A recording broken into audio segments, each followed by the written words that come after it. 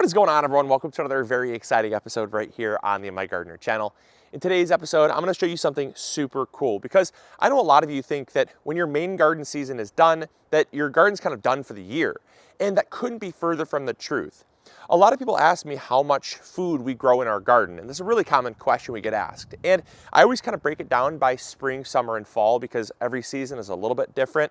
But I would say, and it's a pretty close tie for second place, obviously summer you're going to have the most yield. You're going to be getting the most harvest for what you're planting and growing. But I would say fall is probably second place compared to spring in terms of yield. In the fall season, we'll average right around about $100 to $150 a month in yield from our garden. And that's pretty impressive given how little we're growing. But a lot of it has to do with the types of crops we're growing and the amount of them we're growing.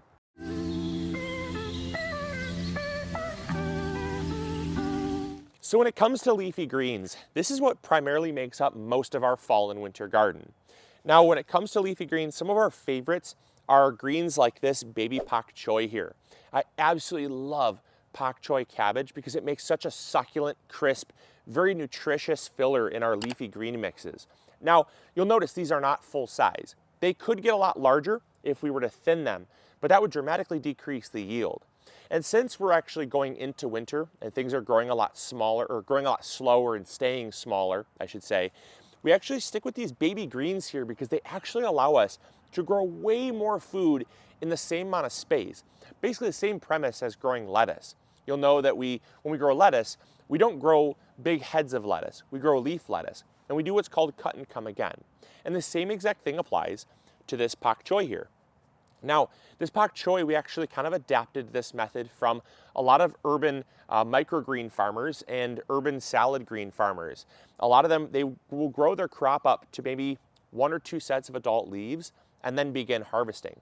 And this allows us to have a continual harvest basically all through winter, till about December, I would say, where we're going to be harvesting pak choi greens that are super beautiful, super succulent, and so expensive in the store.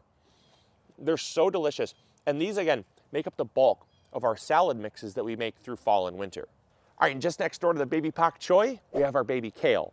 Now, if you recall, when you go to the grocery store, you see those mixed greens, they're typically going to have some pak choi cabbage, some spinach, which we'll talk about, some baby kale, maybe even some leafy greens like lettuce. But this kale makes up a really good portion of our spring mix, and it grows really fast. It can be grown pretty closely together in kind of a slightly larger than microgreen, but slightly smaller than adult size version. I don't really know how you classify it. Most urban farmers that grow lettuce mixes would call this a microgreen still. So I guess it's kind of technically a microgreen, but they're very, very dense, and it allows us to come in here and clip what we want just as we would lettuce. But we have 3 rows of this, and this will produce anywhere between about $15 to $20 a month in just this little stretch here. It's a lot of yield for a small space. And that's what I love about fall gardening is the greens are often very expensive, especially organic from the store. And so we're growing right in our garden, $20 a month worth of kale, and it's super simple. Just make sure whatever you do, if you're doing this, to make sure you always amend the soil very well. We have a bunch of compost laid down for that beautiful soil, but then we also add trifecta, which helps to increase the fertility and allows them to grow densely without competing for those nutrients. So check it out. These are beautiful and they're super, super tasty. All right, so this is what I was talking about when I was talking about spinach. This is a testament to having good soil, good fertility. With the good soil, we have compost and good fertility. We had lots of trifecta. Spinach is a really heavy feeder, and these are not having any problem growing this closely together. We have in this raised bed here, we have 4 rows of spinach. We have some other succession plantings of spinach, which we'll talk about. But this spinach here is absolutely incredible.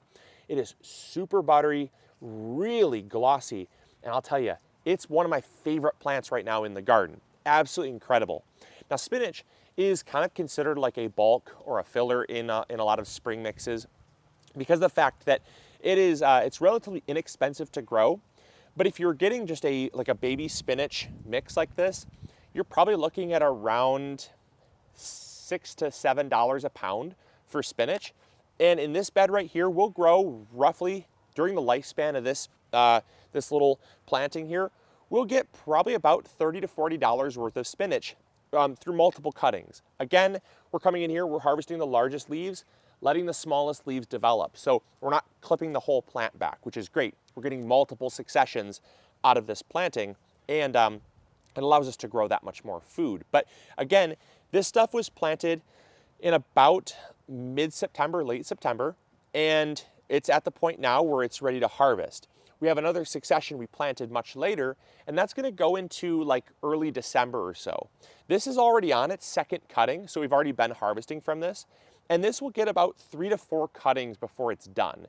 It'll really stop growing. It'll get, it'll get over harvested to the point where it's better just to pull it out and replant. And then just next door, we have our very first planting of cilantro. Now I know you're probably thinking, cilantro? Cilantro is remarkably cold tolerant. In fact, it survives well through winter and it'll grow into spring, no problem at all with no protection. So you'll see here we have some rows here of cilantro. It's just starting to pop up, so it's a little bit young, but this is a great crop to grow, especially because we'll actually add this into some of our Southwest spring mixes. What we do is we basically take some cilantro, we make our normal spring mix, we add the cilantro to that, and then we'll take some black beans, we'll take some diced bell pepper, some red onion, we'll throw some tomato in there, a few pickled jalapenos, and then we make like a spicy ranch. We throw that on top, and it is, ooh, so good. Take some tortilla crisps, or take some tortillas, throw them in some hot oil and crisp them up, put that on top, amazing. That's what we use the cilantro for. And herbs, fresh herbs nonetheless, are super expensive in winter. So these, we'll get about $30 to $40 worth of cilantro from this bed right here. So if you check it out, this is actually, we have 2 different beds here. We have some really young succession plants. We have some red acre cabbage here in this bed, just starting to pop up. Again, those are for microgreens. And then we also have over here in this bed, that other planting of spinach. We have some more red acre cabbage here. We have some more pak choy and a few radishes. So these, again, are kind of just, we use the radish greens in our spring mix. We have the radish greens. We also have some radishes we'll talk about, but in kind of a fall garden, we really focus heavily on salad greens because often there's not enough time to get the radishes to bulb up to look large. So if you're growing things like beet greens, radish greens, you could even grow turnip greens, right? Those greens are awesome in a spring mix, and we have all of those here in that next succession. And they're itty bitty, they're teeny tiny still, but by the time they stop growing and it gets too cold, we'll probably already harvested from these, depending on when you watch this video, maybe 1 or 2 times. So they grow pretty fast and then they slow down once it gets cold. But this next succession is basically guaranteeing us a harvest when those other ones are done being harvested. All right, here's another really cool one that we use in our spring mixes, and maybe one of these days I'll show you a recipe of it being used, but we use these Egyptian walking onions just as you would scallions. And we grow a lot of these because they're super cold tolerant. They come back every year. They're basically a perennial in our garden. And what's awesome with these is we'll add them to our spring mix. Again, we kind of have what we consider our base, and then we then adapt that to what we're feeling for the day in terms of salads. So we'll dice this up with maybe some grilled chicken, or maybe some pickled cucumber. We'll throw in some sesame seeds. We'll make kind of like a spicy gochujang vinaigrette, if you will. Throw that on, and instead of just a regular spring mix, now we have like an Asian spicy greens mix. And that is awesome because a lot of times salads can get a little bit boring in the winter, and we're using stuff from our garden to make an incredible dish that is otherwise, going to cost you a ton at the store, but we're making it with stuff right from the garden, which is awesome. So grow these. These are so handy. Egyptian walking onions, but you can also grow bunching onions. They're just as cold hardy. You could grow things like shallots and use the leafy greens as they grow. So many different onion greens are usable like that, and we just love them. They're really nice to have. And this is our Swiss chard. Now, we grow this all season long, so it's not just a fall crop. This is a spring crop, it's a summer crop, it's even a winter crop. But this Swiss chard here is one of 2 different plantings we have in our garden, and we'll grow this all season long. But this was specifically planted to start harvesting in fall. We've been harvesting only for about a couple weeks now on this, and it is beautiful. These are not baby greens, so we use these in things like juices, smoothies. We'll dice them up and throw them into like actual salads. We won't, like a chopped salad, right? So we're not gonna, these are not like baby greens like in a spring mix. And so these have a wonderful texture. Check out the color, like this is incredible. A lot of you guys sleep on these white varieties. This is the Ford Hook variety of Swiss chard. Ford Hook Swiss chard is incredible. Huge flat stems, beautiful white color, almost looks like an adult version of pak choi. Then we have here this ruby red Swiss chard. Oh my gosh, the colors are incredible, beautiful. And if you know anything about your immune system and your overall, your dietary health, having foods of color, especially in the winter, is so important, super, super important. We have over here, we have this orange Swiss chard. Look at this. I mean, you can't get any prettier than that. Absolutely stunning. These crinkled up leaves, just amazing, absolutely incredible. And then we have over here, we have a yellow Swiss chard.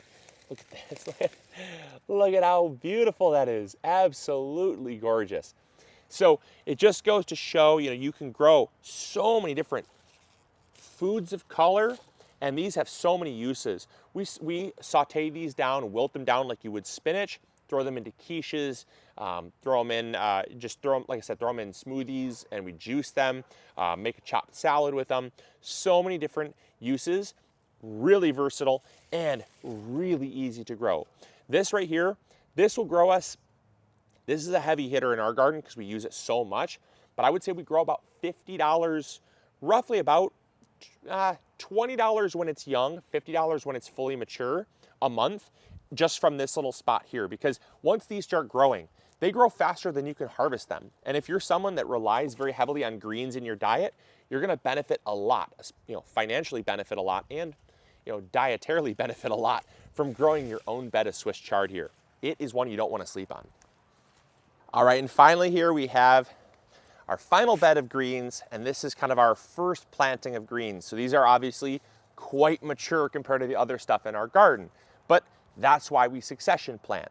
Succession planting is basically the process of planting one bed out or one area out, and then waiting about 1 or 2 weeks and planting that second portion out. It could be the same bed or a different bed, right? This, we planted out the whole bed, and then in about 2 weeks, we planted out the baby pak choi and the baby kale. And you'll notice 2 weeks difference makes a huge difference because it takes about 4 to 5 days for those seeds to mature.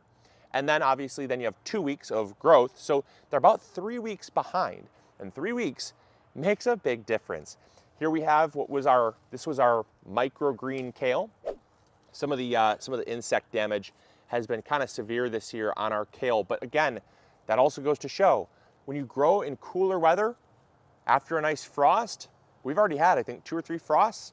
Those are still growing like champs. There's no pests, there's no grasshoppers, there's no cabbage moths, nothing like that. So some of these have gotten kind of turned into Swiss cheese, which is okay.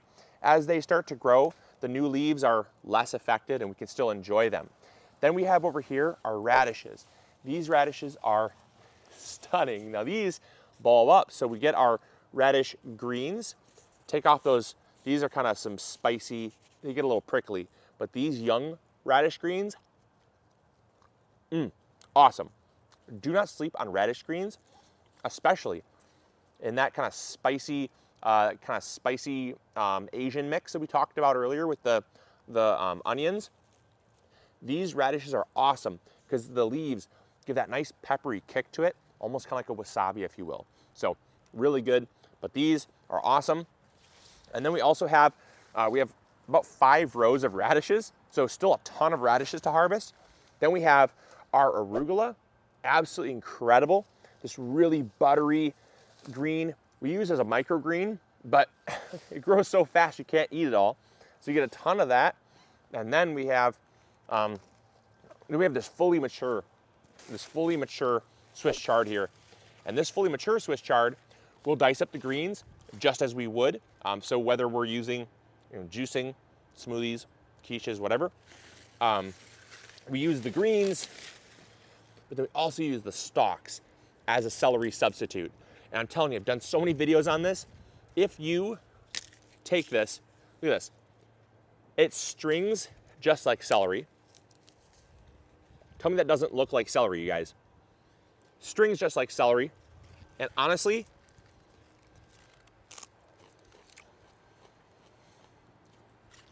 tastes 10 times better than celery.